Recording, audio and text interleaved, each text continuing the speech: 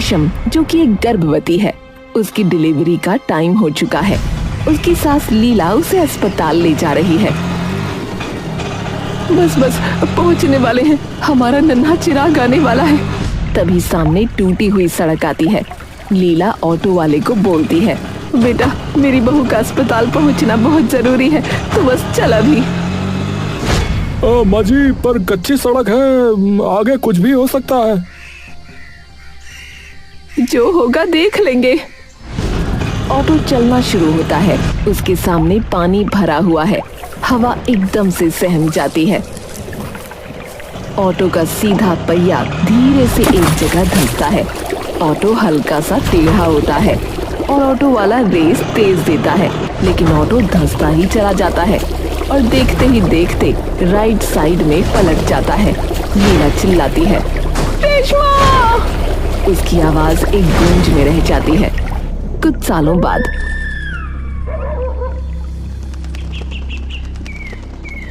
धूल और बड़े गड्ढों से भरी एक कच्ची पक्की सड़क। रमेश अपने साफ ऑटो रिक्शा हीरो को चला रहा है।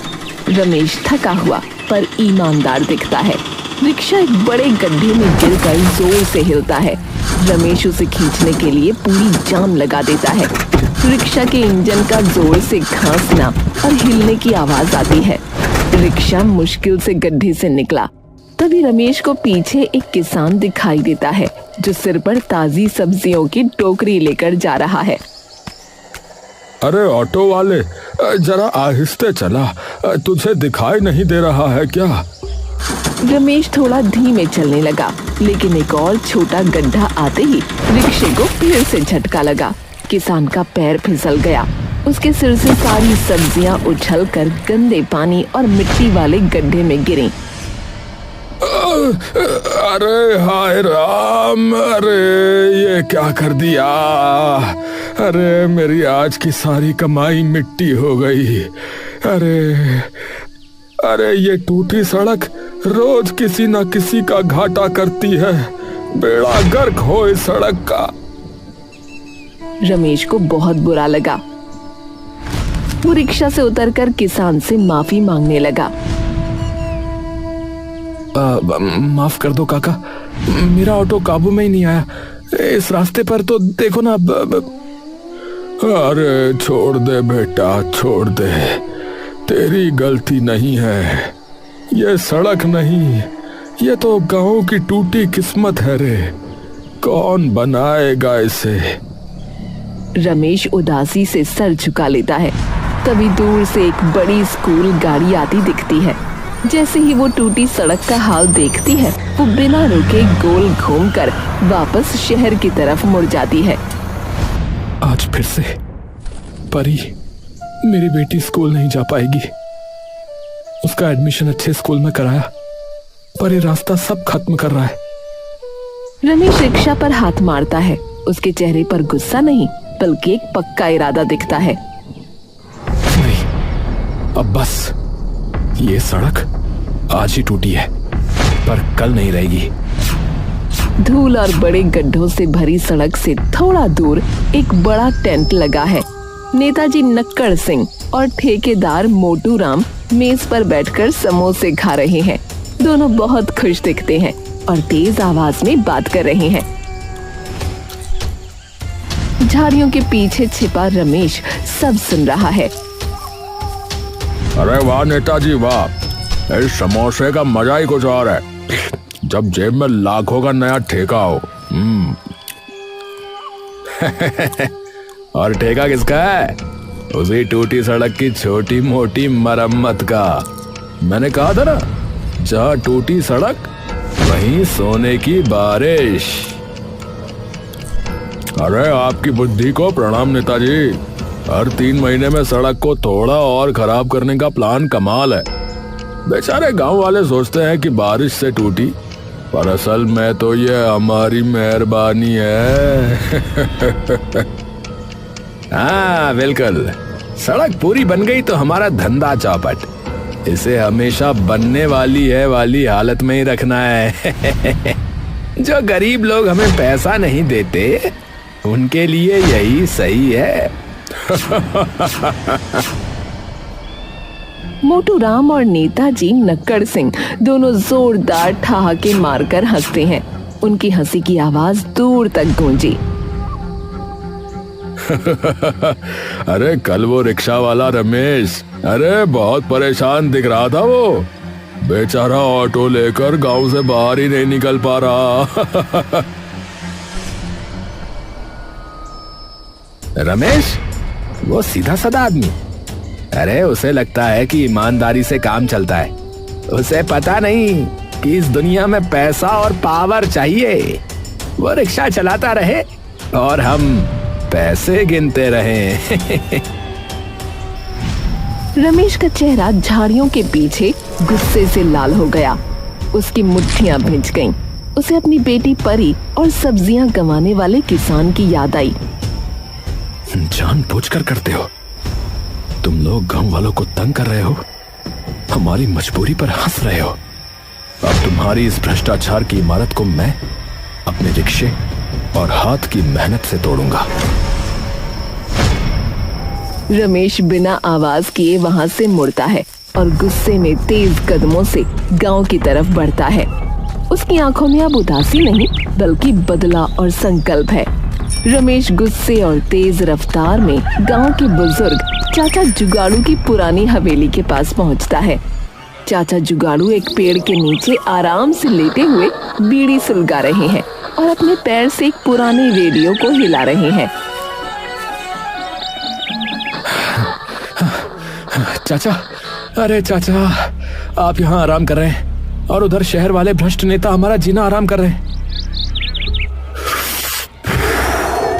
अरे रमेश, अरे जरा सांस तो ले ले, है? बीड़ी पिएगा क्या?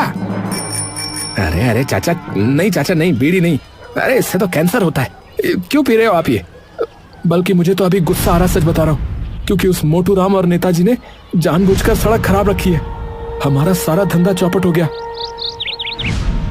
हैं? गुस्सा? अरे गुस्सा तो हलवा है बेटा, हलवा। ताकतवर लोगों को गुस्सा नहीं, हंसी चाहिए होती है, हंसी। तू कोई ऐसा काम कर कि उनकी अकड़ टूटे और दुनिया हंसने लगे। अरे पर क्या करूं चाचा, हमारे पास तो सिर्फ ये टूट फूट वाला ऑटो है और वो करोड़ों के ठेकेदार है। ऑटो? अरे ऑटो ही है तेरा जवाब बेटा, और मेरा देसी नुस्खा। कहाँ गया? हाँ, सुन, मेरे दादाजी जो गांव के सबसे बड़े जुगाड़ू थे, उन्होंने इस डायरी में एक नुस्खा लिखा था, समझा? ये देख, एक खास पौधे से निकलने वाला चिपकाऊ गोंद है। गोंद? अरे गोंद से क्या सड़क बनेगी क्या?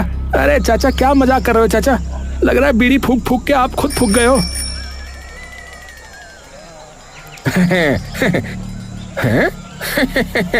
अरे बेवकूफ, अरे ये साधारण गोंद नहीं है रे।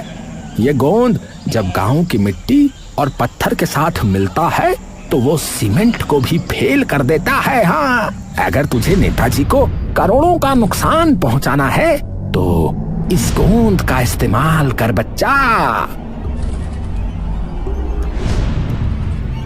क्या? अरे बस चाचा, बस मिल गया। अब मैं अपना रिक्शा और ये गोंद इस्तेमाल करूंगा। मैं ही इस टूटे रास्ते का पहला हीरो बनूंगा, देखना। लेकिन याद रख रमेश, इस गोंद में चिपक है, इससे सड़क नहीं टूटेगी, पर गांव वालों को भी साथ चिपकाना होगा, तभी काम बनेगा, समझा बेटा? रमेश खुशी से चाचा जुगाड़ू के पैर छूता है और तुरंत अपनी रिक्शा हीरो की तरफ भागता है। उसका चेहरा अब आत्मविश्वास से भरा है। रमेश अपने ऑटो रिक्शा हीरो के सामने खड़ा है। गांव के लगभग 10-12 लोग उसके आसपास हैं, जिनमें किसान, कुछ बूढ़ी औरतें और जवान लड़के हैं। लोग चुपचाप और दुविधा में हैं। गांव वालों, मैंने अपनी आंखों से देखा है, नेताजी और मोटू राम जानबूझकर हमें तंग कर रहे हैं।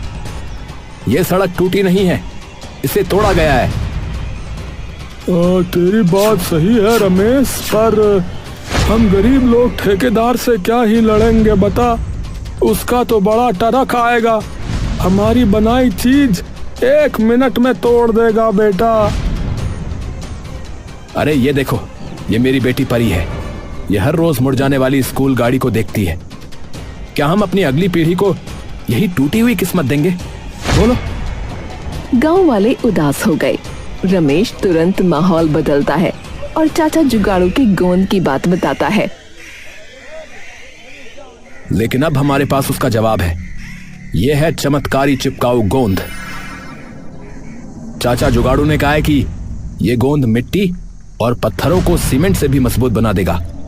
हमें बस एक साथ काम करना है। तो ठीक है रमेश भैया, हम तुम्हारे साथ हैं। कब से सोच रहे थे कि इस भ्रष्ट सिस्टम को सबक सिखाएंगे। जा बेटा रमेश, भगवान तेरा भला करे। इस नेक काम में हम अपनी जान लगा देंगे। देखते ही देखते गांव के सभी लोग काम में लग गए। औरतें और बच्चे पास के खेत से मिट्टी और छोटे पत्थर इकट्ठा करने लगे। आदमी बड़े पत्थरों को तोड़ने लगे। रमेश का रिक्शा अब ट्रैक्टर बन गया। रमेश रिक्शा हीरो के पीछे एक बड़ा लकड़ी का तख्ता बांधता है। तैयार हो जाओ, अब हमारा हीरो चलेगा और ये सड़क सीधा दिल से दिल को जोड़ेगी। रमेश तेज रफ्तार में उस गोंद, मिट्टी और पत्थरों के मिश्रण को सड़क पर फैलाता है और रिक्शा की मदद से उसे समतल करता है। हाँ? अरे ये गांव वाले तो सच में सड़क बना रहे हैं और वो रिक्शा वाला वो तो ट्रैक्टर बन गया। अरे तो गड़बड़ हो गई, मुझे नेताजी को बताना होगा। सुबह होते ही सड़क का एक बड़ा हिस्सा एकदम चिकना और ठोस हो गया।